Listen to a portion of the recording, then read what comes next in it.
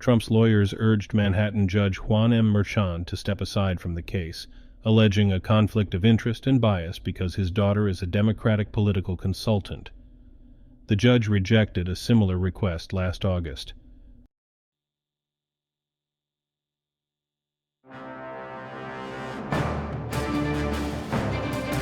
Today is Saturday, April 6th, 2024, and this is the Dunkley Report.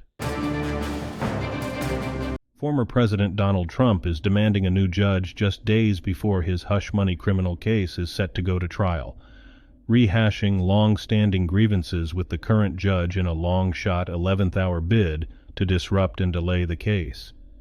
Trump's lawyers urged Manhattan Judge Juan M. Merchan to step aside from the case, alleging a conflict of interest and bias because his daughter is a Democratic political consultant.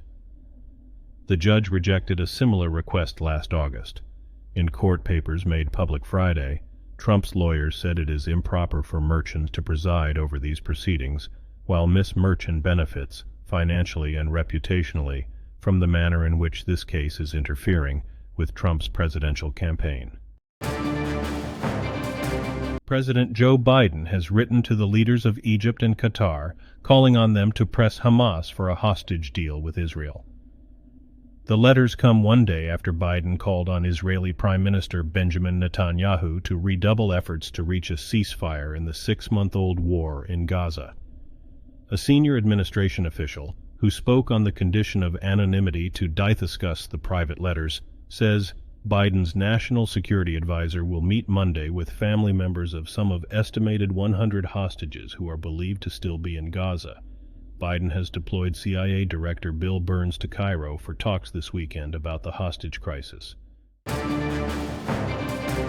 President Joe Biden has gotten a first-hand look at efforts to clear away the hulking remains of the collapsed Francis Scott Key Bridge in Baltimore. Cranes, ships, and diving crews are working to reopen one of the nation's main shipping lanes. Biden also met during his Friday visit with relatives of the 6 people killed in the collapse. Authorities announced Friday evening that they'd recovered the body of a 3rd victim, but 3 others have yet to be found. The cleanup and rebuild has high economic and political stakes. The federal government has provided quick-release funds to start recovery. But the White House has called on Congress to approve all that will be needed, and some lawmakers are questioning that request. President Joe Biden has gotten a first-hand look at efforts to clear away the hulking remains of the collapsed Francis Scott Key Bridge in Baltimore.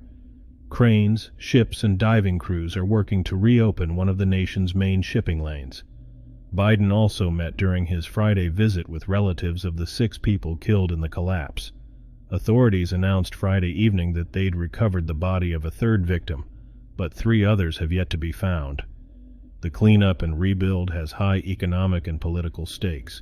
The federal government has provided quick-release funds to start recovery, but the White House has called on Congress to approve all that will be needed, and some lawmakers are questioning that request. When Israel declared war against Hamas last October, it stood unified at home and enjoyed broad backing from around the world following an unprecedented attack by the Islamic militant group. 6 months later, Israel finds itself in a far different place, bogged down in Gaza, divided domestically and isolated internationally. The risk of a broader regional war remains real, and despite Israel's fierce military onslaught, Hamas is still standing, even if it's significantly weakened. The offensive has pushed Gaza into a humanitarian crisis, yet Israel has not presented a post-war vision that would be acceptable to its partners, and ceasefire talks remain at a standstill. Earthquakes large enough to be felt by a lot of people are relatively uncommon on the East Coast. Since 1950, there have only been about 20 quakes, with a magnitude above 4.5, according to the United States Geological Survey. That's compared with over 1,000 on the West Coast. East Coast residents were jolted Friday by a 4.8 magnitude earthquake centered near Lebanon, New Jersey, with weak rumblings felt as far away as Baltimore and the Massachusetts-New Hampshire border. Magnitudes measure an earthquake's size and range from 2.5 or less, which are usually not felt, to 8.0 or higher, which can cause great damage. No life-threatening injuries or major damage have been reported from Friday's quake. An international campaign to ban surrogacy has received a strong endorsement from the Vatican. A top official is calling for a broad-based alliance to stop the commercialization of life, catering to wealthy would-be parents. A Vatican-affiliated university hosted a 2-day conference promoting an international treaty to outlaw surrogacy. Campaigners argue that the practice violates UN conventions protecting the rights of the child and surrogate mother. Across town, Italy's main gay family advocacy group Rainbow Families organized a counter-rally to protest proposed legislation in Italy to criminalize Italians who use surrogates even abroad.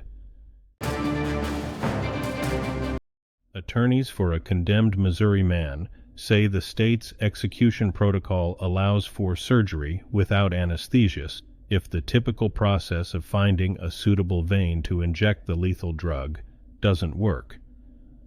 Brian Dorsey is scheduled for execution Tuesday for killing his cousin and her husband in 2006. A federal appeal focuses on how Missouri injects pentobarbital. The written protocol offers no guidance on how far the execution team can go to find a suitable vein. Attorneys say that leaves open the possibility of an invasive cut-down procedure, which involves an incision. But the state says such a procedure is rarely, if ever, used under Missouri's execution protocol. Snow showers are lingering as the cleanup begins following a major spring storm that brought heavy snow, rain, and high winds to the northeast. Hundreds of thousands of homes and businesses are still without power in Maine and New Hampshire. Well over a foot of snow was reported in many parts of northern New England by Thursday evening. Some areas got closer to 2 feet. The National Weather Service says low pressure meandering through the Gulf of Maine will mean continued snow showers over northern New York, New England, and the spine of the Appalachians in West Virginia from Friday into Saturday. It was a historic week for Brazil's Krenak Indigenous group after decades of being overlooked at best and at worst subjugated and tortured. On Tuesday, the Krenak people received a formal apology for human rights abuses they suffered during the military dictatorship, 1964 to 1985, a first in Brazil. Then one of its leaders, renowned writer and environmentalist Ailton Krenak, on Friday, became the first indigenous person to earn a seat at the Brazilian Academy of Letters, the country's most exclusive literature body. Today's news has been reported by the Associated Press. This has been the World News for Saturday, April 6th, 2024. Thanks again for joining us at The Dunkley Report.